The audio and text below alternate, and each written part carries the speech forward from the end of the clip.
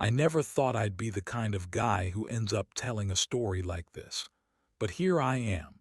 Because sometimes life doesn't give you a warning, it just hits you where it hurts the most. I met her 2 years ago. She was everything I ever wanted.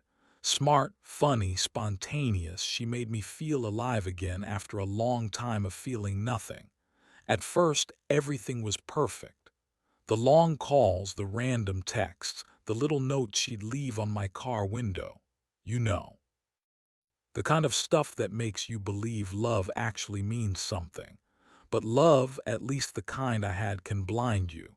It makes you ignore things you shouldn't. It makes you justify things that don't make sense. I started noticing small changes. She stopped answering my calls right away, started saying she was busy a lot more often, stopped sending those good night texts that used to make me smile. It sounds small, I know. But when you really care about someone, those small things, they become your world. And when they stop, it's like watching that world fall apart piece by piece. One night she said she was going out with her friends. Girls' night, she said. No big deal, except something didn't sit right with me. Her tone was different, too casual, and when she hung up I just knew. I don't know why, but I drove to the bar she mentioned. Call it instinct. Call it stupidity. Either way, that drive changed everything. The parking lot was full and the music inside was loud enough to shake the street. And there she was, laughing, not with her friends, but with him. He had his hand on her back and she didn't move it away. They were close, too close. And right there in that moment, I felt something break inside me. Not anger, not even sadness, just silence. Like my mind froze and my heart stopped working. I didn't go inside. I didn't yell or make a scene. I just turned around and drove home. That drive, it felt endless. Every red light felt like a question I couldn't answer. Every streetlight like a reminder that I was driving alone again. The next morning she called me, acted normal, asked how I slept. And that was the moment I realized something important. People can lie right to your face and still sound like they love you. I didn't confront her right away. I waited, I watched. I wanted to see how far she'd go. Over the next few weeks, she told more lies, small ones. Ones that didn't even matter, but the way she said them, it was like she was rehearsed. Like lying had become natural to her.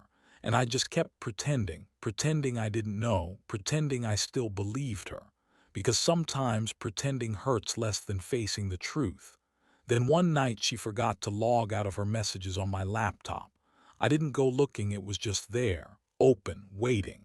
And there it was, everything, the texts, the plans, the lies. She wasn't just seeing him. She was telling him the same things she used to tell me, the same words, the same "I love you" copy and paste affection. My hands were shaking, not from anger but from disbelief, because I realized I had loved someone who only loved the version of me she created in her head. I didn't confront her that night either. Instead, I wrote her a message, a long one, not to make her feel guilty but to let her know that I knew, that I understood everything, and that I was done.